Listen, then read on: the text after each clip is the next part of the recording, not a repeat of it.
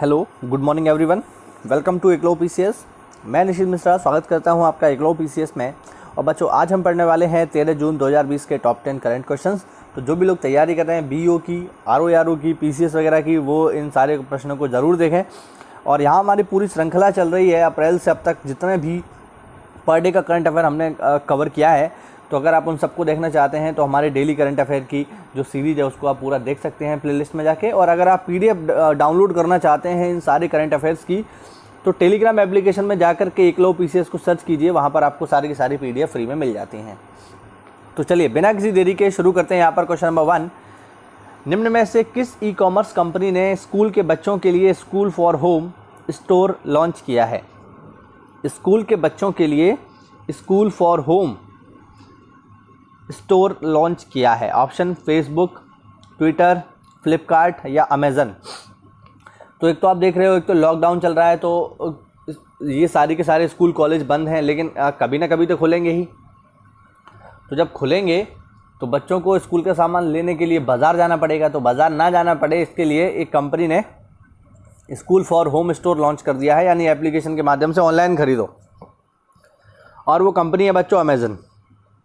Amazon company ने school for home store launch कर दिया है स्कूली बच्चों से जुड़ी हुई चीज़ों को ऑनलाइन उपलब्ध करवाने के लिए। आप देख सकते हो व्याख्या में, ई कॉमर्स कंपनी अमेज़न ने स्कूल के बच्चों के लिए school for home store launch कर दिया है, जिससे बच्चों के स्कूल एवं पढ़ाई से जुड़ी सभी चीज़ें एक साथ उपलब्ध हो जाएंगी। यानी आप देख रहे हो, ये जो बड़ी बड़ी कंपनियां होती हैं ये हर परिस्थिति में अपने आप को बनाए रखने के लिए लगातार प्रयास करती रहती हैं। तो चलिए बढ़ते अगले प्रश्न की ओर।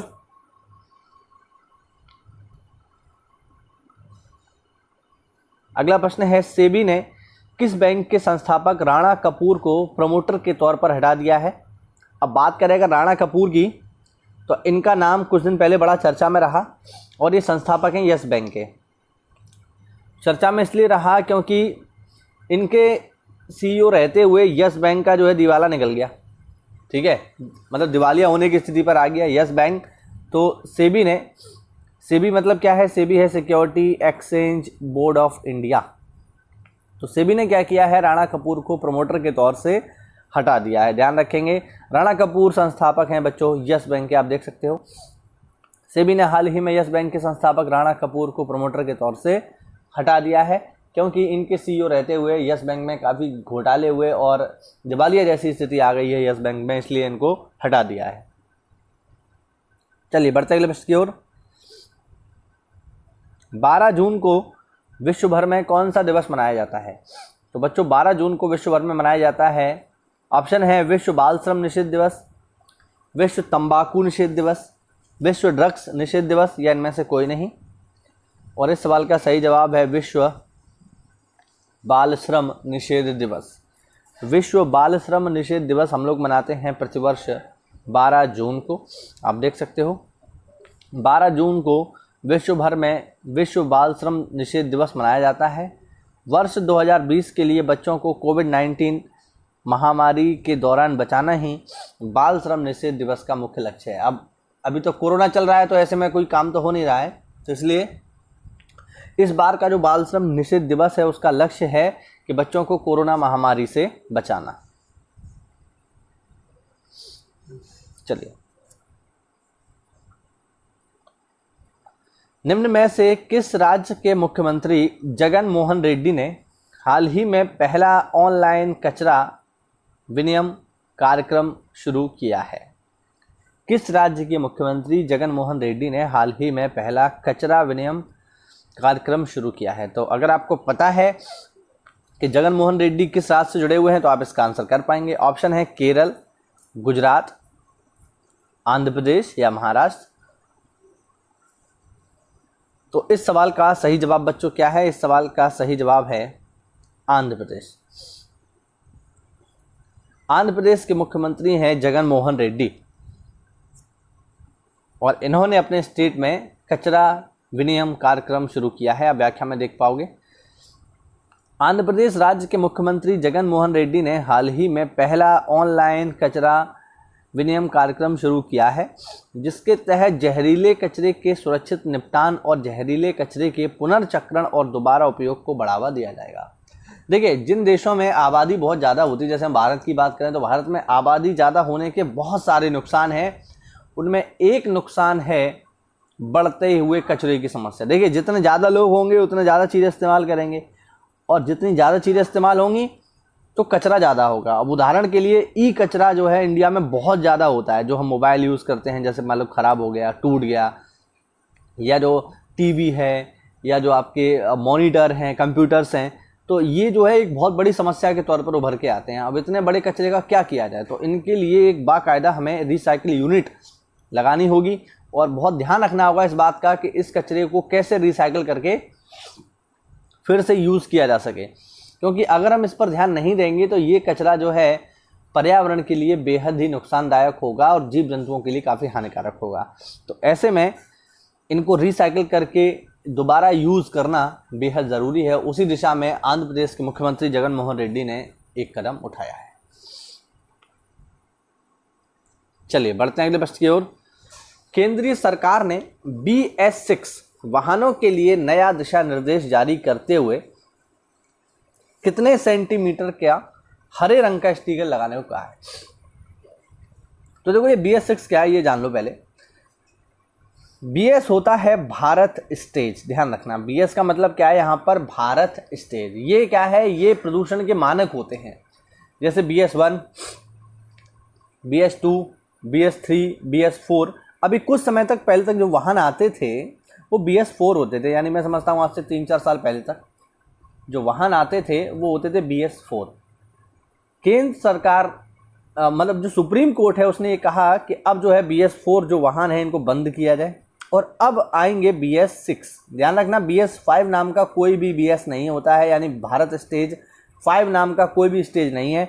BS4 है और BS6 है, BS5 कुछ भी नहीं है। तो अब जो वाहन आ रहे हैं उनमें BS6 होगा। अच्छा, ये BS6 का क्या मतलब है यहाँ पर? तो ये जो BS6 जो वाहन होते हैं इनके इंजन में कुछ ऐसे उपकरण, कुछ ऐसी युक्तियां लगाई जाती हैं जिससे वो पर्यावरण प्रदूषण कम करते हैं। यानी उनमें जो पेट्रोल इस्तेमाल होता है उसका मैक्सिमम यूटिलाइजेशन कर लिया जाता है, जिससे धुआं बहुत कम उत्पन्न होता है। तो BS6 जो इंजन होंगे उनमें पर्यावरणीय प्रदूषण जो होगा उसकी मात्रा सामान्य जो इंजन होंगे उसकी अपेक्षा काफ़ी कम होती है। तो इस वजह से सरकार ने ये कहा है। अब देखिए, अब जितने भी वाहन आ रहे हैं, अभी आपकी बाइक खरीदने जाओ, कार खरीदने जाओ, तो वो मोस्टली आपको BS6 ही मिलेगी। और बाइक तो अब BS5 आपको मिलने वाली ही नहीं है, सारी की सारी बाइक जो हैं BS6 ही मिलेंगी। तो BS6 जो बाइक हैं उनके लिए एक नया दिशा निर्देश जारी करते हुए केंद्र सरकार ने कितने सेंटीमीटर का एक हरे रंग का स्टिकर लगाने की घोषणा की है? तो बच्चों, ये जो है 1 सेंटीमीटर का एक स्ट्रिप होगा, 1 सेंटीमीटर का एक स्ट्रिप होगा इस तरीके से, और उस स्ट्रिप पर आपके वाहन के बारे में जानकारी लिखी होगी, रजिस्ट्रेशन वगैरह लिखा होगा, ध्यान रखेंगे। आप देख सकते हो, केंद्र सरकार ने BS6 वाहनों के लिए नया दिशा निर्देश जारी करते हुए 1-1 सेंटीमीटर का हरे रंग का स्टिकर लगाने के लिए कहा है, जिस पर रजिस्ट्रेशन डिटेल्स लिखी होंगी। इस नियम को 1 अक्टूबर 2020 से लागू कर दिया जाएगा, ध्यान रखेंगे। चलिए बढ़ते अगले प्रश्न की ओर। ये सवाल बहुत ही इंपॉर्टेंट है, एग्जाम में बिल्कुल आपसे पूछा जा सकता है, बिल्कुल एग्जाम में आपसे पूछा जाएगा, ये ध्यान रखिएगा, किसी न किसी एग्जाम में आना ही है ये। अब मैं ये नहीं जानता ये किस एग्जाम में आएगा, या तो RO में पूछ सकता है, BO में पूछ सकता है, PCS में पूछ सकता है, या अभी एक नई छोटी वैकेंसी है जेल वार्डन, वहाँ भी पूछ सकता है। तो कहाँ पूछेगा ये मैं नहीं जानता, लेकिन हाँ पूछा जरूर जाएगा। उत्तराखंड ने किस शहर को अपनी ग्रीष्मकालीन राजधानी घोषित कर दिया है? सामान्य रूप से उत्तराखंड की जो राजधानी है वो एक ही है और वो है देहरादून। वो गर्मियों और सर्दियों दोनों के लिए काम करती है, लेकिन अब यहाँ पर उत्तराखंड का जो प्रशासन है, जो शासन है, उसने ये कहा है कि अब हम एक नई राजधानी बनाएंगे जो कि ग्रीष्मकालीन होगी। ऑप्शन है गैरसैंण, हरिद्वार, देहरादून या ऋषिकेश, और इसका सही जवाब है गैरसैंण। ध्यान रखना, गैरसैंण होगी अब उत्तराखंड की ग्रीष्मकालीन राजधानी, और देहरादून होगी बच्चों शीतकालीन राजधानी। जैसे जम्मू कश्मीर में होता था अब तक, खैर अब तो नहीं है, जैसे जम्मू कश्मीर में अब तक होता था। जम्मू कश्मीर में पहले क्या होता था, शीतकालीन राजधानी होती थी आपकी जम्मू, और ग्रीष्मकालीन राजधानी होती थी श्रीनगर, वैसे ही उत्तराखंड में भी हो गया है। उत्तराखंड में अब जो देहरादून है वो शीतकालीन राजधानी होगी और गैरसैंण जो है बच्चों ये होगी ग्रीष्मकालीन राजधानी। बहुत ही इंपॉर्टेंट प्रश्न है, आपसे एग्जाम में बिल्कुल पूछा जा सकता है, ध्यान रखिएगा। आप देख सकते हैं उत्तराखंड ने हाल ही में गैरसैंण शहर को ग्रीष्मकालीन राजधानी घोषित किया है, जिसे 3 महीने बाद राज्यपाल ने विधेयक को मंजूरी दे दी है। वर्ष 2000 में उत्तर प्रदेश से अलग होकर उत्तराखंड बन गया था। खैर ये बात तो सबको पता है कि उत्तर प्रदेश का ही हिस्सा हुआ करता था उत्तराखंड, और जब अलग हुआ तब इसका नाम था उत्तरांचल, बाद में इसका नाम चेंज करके कर दिया गया उत्तराखंड। तो वर्तमान में ये उत्तराखंड है, किसी ज़माने में यूपी का ही हिस्सा हुआ करता था, वर्ष 2000 में अलग हो गया, ध्यान रखेंगे।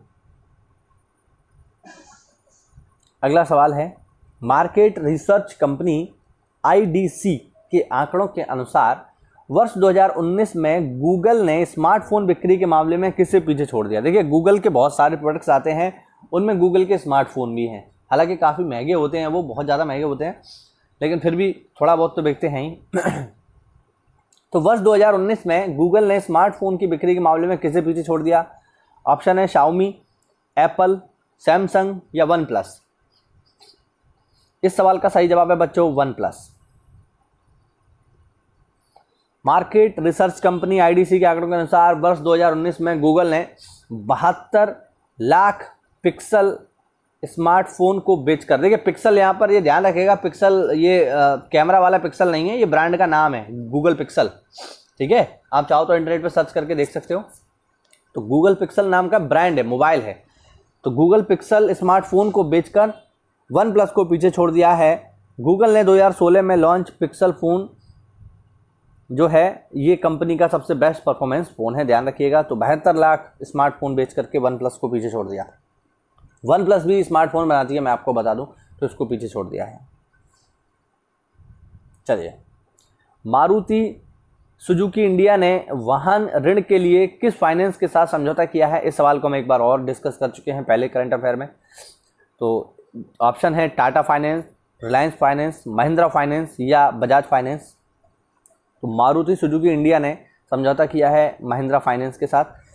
यानी अगर आप कोई मारुति सुजुकी इंडिया की कोई कार लेने जाओगे तो वहाँ पर आपको लोन के लिए महिंद्रा फाइनेंस उपलब्ध रहेगा, जो आपको आसान शर्तों पर लोन उपलब्ध करवाएगा। चलिए बढ़ते अगले प्रश्न की ओर। एप्पल 1.5 ट्रिलियन डॉलर के मार्केट कैप पर पहुंचने वाली अमेरिका की कौन सी कंपनी बन गई है। एप्पल 1.5 ट्रिलियन डॉलर, ये बहुत बड़ा अमाउंट होता है, ठीक है। इंडिया की इकोनॉमी की बात करें तो इंडिया की इकोनॉमी है 3 ट्रिलियन डॉलर की। अब आप सोचो अकेले 1.5 ट्रिलियन डॉलर की जो मार्केट है वो तो अकेले एप्पल की है, तो आप सोचो कितनी विशाल कंपनी है एप्पल। भारत की योजना है कि भारत को शीघ्र ही 5 ट्रिलियन डॉलर इकोनॉमी बनाना है, और आप देख सकते हो अकेले 1.5 ट्रिलियन डॉलर तो अकेला एप्पल ही है। इससे आप इस कंपनी की जो विशालता है उसका अंदाज़ा लगा सकते हैं। तो एप्पल 1.5 ट्रिलियन डॉलर के मार्केट कैप पर पहुंचने वाली अमेरिका की कौन सी कंपनी बन गई है। ऑप्शन है पहली, दूसरी, तीसरी या चौथी। इस सवाल का सही जवाब है बच्चों पहली ऐसी कंपनी बन गई है एप्पल जो 1.5 ट्रिलियन मार्केट कैप पर पहुंची है। आप देख सकते हो एप्पल 1.5 ट्रिलियन डॉलर के मार्केट कैप पर पहुंचने वाली अमेरिका की पहली कंपनी बन गई है। एप्पल के प्रति शेयर की मौजूदा कीमत $352 है, ध्यान रखेंगे। एप्पल के मौजूदा शेयर की कीमत $352 है। और साथ ही टेस्ला, एक कंपनी और भी है टेस्ला, उसके शेयर पहली बार $1000 के पार पहुंच गए हैं। तो फिलहाल हमारे जो काम की चीज़ है वो ये कि एप्पल जो है अमेरिका की ऐसी पहली कंपनी बन गई है जो 1.5 ट्रिलियन डॉलर के मार्केट कैप पर पहुंची है। चलिए बढ़ते अगले प्रश्न की ओर। निम्न में से किस देश की 90 वर्षीय हमाको मोरी ने रोजाना 3 से 4 घंटे वीडियो गेम खेलकर अपना नाम ओल्डेस्ट गेमिंग यूट्यूबर पर Guinness book of world record में दर्ज करा लिया है। तो भैया 90 साल की हैं ये हमाको मोरी, और इन्होंने 3 से 4 घंटे डेली वीडियो गेम खेला और अपना नाम जो है Guinness book of world record में शामिल करा लिया है। तो कहाँ की हैं ये, तो अगर हम जीवन प्रत्याशा की बात करें तो सबसे ज़्यादा जो सीनियर लोग आपको मिलेंगे जहाँ पर सबसे ज़्यादा जीवन प्रत्याशा है तो वो है जापान। जापान के लोग बहुत लंबे समय तक जीवित रहते हैं क्योंकि उनका जो एनवायरनमेंट है काफ़ी अच्छा है। तो जापान की है ये 90 वर्षीय हमाको मोरी, और इन्होंने अपना नाम जो है Guinness book of world record में शामिल करा लिया है। सबसे सीनियर गेमिंग यूट्यूबर बन गई हैं ये। देखो लोग क्या क्या कर सकते हैं अगर कुछ करना चाहें तो। आप देख सकते हो जापान की 90 वर्षीय हमाको मोरी ने रोजाना 3 से 4 घंटे वीडियो गेम खेलकर अपना नाम ओल्डेस्ट गेमिंग यूट्यूबर पर Guinness book of world record में दर्ज कराया है। उन्होंने कहा है कि 1981 में बच्चों को वीडियो गेम खेलते हुए उनकी इसमें रुचि जागी, और फिर इतनी रुचि जागी कि अब तो आप देख ही रहे हो, है ना, वर्ल्ड रिकॉर्ड बना लिया। तो ये थे बच्चों हमारे टॉप 10 करंट क्वेश्चंस जो 13 जून से जुड़े हुए। तो उम्मीद करता हूँ आपको इसमें कुछ नया सीखने को मिला होगा। तो अगर ऐसा है तो हमारे वीडियो को लाइक करें और चैनल को सब्सक्राइब करें, और मिलते हैं अगली हिस्ट्री क्लास में। तब तक के लिए स्टे होम, स्टे सेफ। जय हिंद, जय भारत।